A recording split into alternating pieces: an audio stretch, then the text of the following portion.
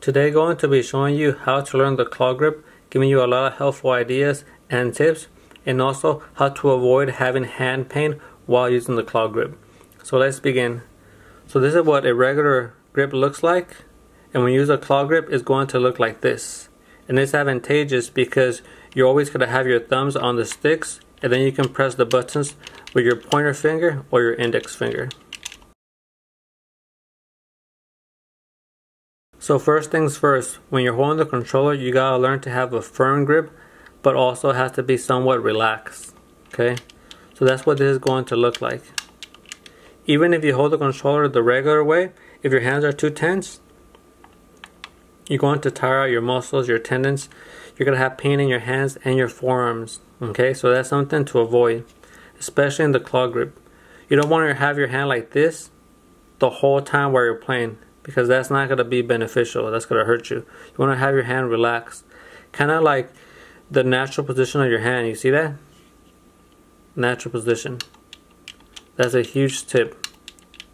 So try to remove all that tense feelings from your hands. It's firm where the control doesn't fall, doesn't move around. You can press every button. Relaxed grip, tight grip. You see the difference? Relaxed grip, tight grip. You see the difference? Relax, moving around the map, tight. And don't hold the grip throughout the whole game, because there's going to be instances while you're watching the scene, you can relax your hand. While you're spawning up, just relax your hand, or even take a break in between games. And also, while you're waiting in between games, stretch a little bit. Stretching is going to remove all the tension in your hands. And then come back to gaming. Also, how you press the buttons matters, because when you had the regular grip, you're used to pressing the buttons down like this. Okay, now you're not going to be doing that with the claw grip. You're not going to be pressing straight down because your hand is not naturally in that position. You see, if you do that, that's going to be real bad. So try to press down with the side of your finger. Okay, the side of your finger. And that might be uncomfortable in the beginning, but you can just practice like this. So this is going to cause no tension, no pain. Especially your hand is relaxed, kind of the natural position, and then just practice like this. That's not too difficult. Once you get that down, then you can try it with the controller. Next, we're going to be learning how to use our trigger and our bumper of our controller. So, for me, my personal preference is going to be just using my middle finger for the trigger. And I use my pointer finger for the bumper and for alternating with the buttons. So bumper, buttons. So this is what feels most comfortable for me. Somebody else, maybe they're going to feel comfortable using the middle finger for the trigger and for the bumper, and then the index finger just for the buttons. So you gotta find what's going to be most comfortable for you. Once you figure that out, just practice isolating the movements. You see? Once again, I'll practice without the console on.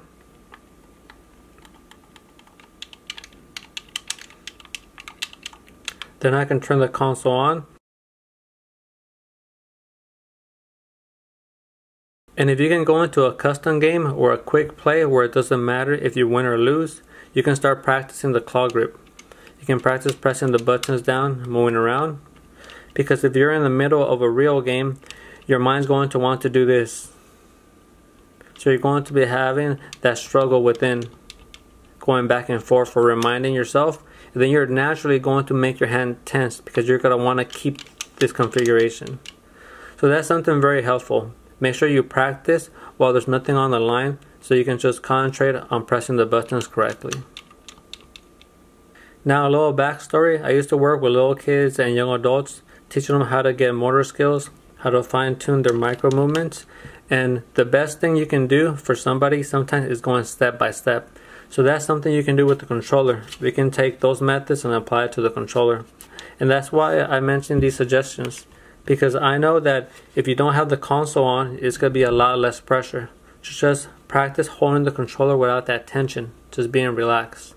Then you can practice pressing the buttons down, again, having a relaxed grip. Then practice the triggers and the bumpers. Okay. Before we move on, I want to show you the rolling technique and how to press two buttons at the same time. And I use this actually quite often. So it looks like this. I'm pressing the A and the B at the same time.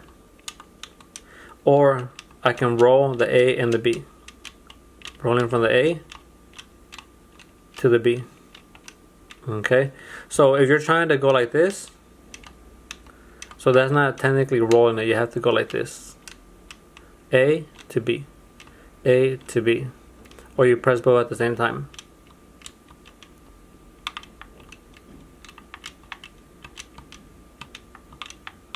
Okay, so that's what that looks like. So the way you can learn this is by isolating, again, the movements by themselves. So you can just practice doing this. You don't have to have the game on, just practice this motion. It's a lot more simpler when you look at it that way, when you just practice without any distractions. Then once you think you have it, hop into a custom game again or a quick play. Try to practice that, and then eventually go into a game that matters. Here are some additional examples. A to B, A to Y, A to X.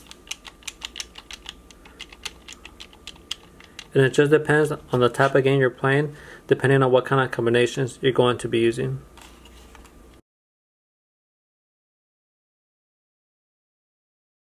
Lastly, what also helped me learn the claw grip was practicing in different situations. What do I mean by this? I used to practice when I needed a break from studying or doing housework. I would just take a break and practice for a minute or 3. Also, when I used to be watching a movie or a TV show with my girl, I would also practice for a little bit. But I tried not to do it for too long because I didn't want to annoy her. And also, pressing down on the buttons, it makes noise. So that's something you can try out and see how that goes. And again, another time I used to practice was I used to take my controller to work, put it in my lunchbox, and during my break I would practice for a minute or 5 minutes or until I needed to go back. And all this contributed for me feeling good with the controller in my hands, it feel natural, and getting that muscle memory and being efficient with the combos. I also wanted to mention that I do use a controller that has paddles, and I still like the claw. And the reason for it is because I can press 2 buttons in one motion instead of pressing 2 paddles at the same time, or a paddle and a button. So for me, it's a lot better just to do this technique. I do love my controller with paddles. Let me show you the back. On the right side, I have these scuff paddles because they're a lot thicker and a little wider, and I just like how that feels on my right hand. And on the left side, I have the ones that come with the controller, which are a little thinner.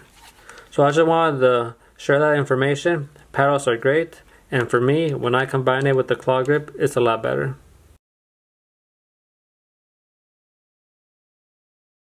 Now, it's important to learn how to recover, especially if you're playing for lots of hours.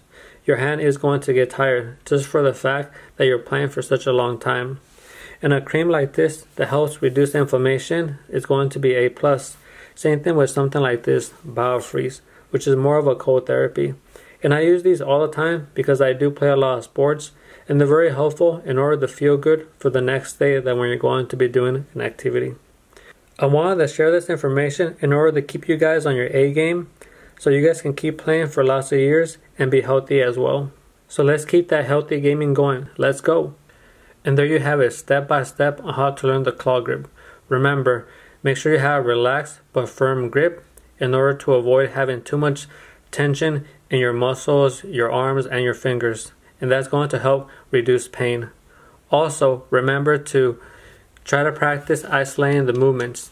That's going to make you be more efficient and faster. And then when you hop into an actual game, practice in customs or in a quick play when the game doesn't matter. And then once you think you have it, then you can start playing it in those ranked games.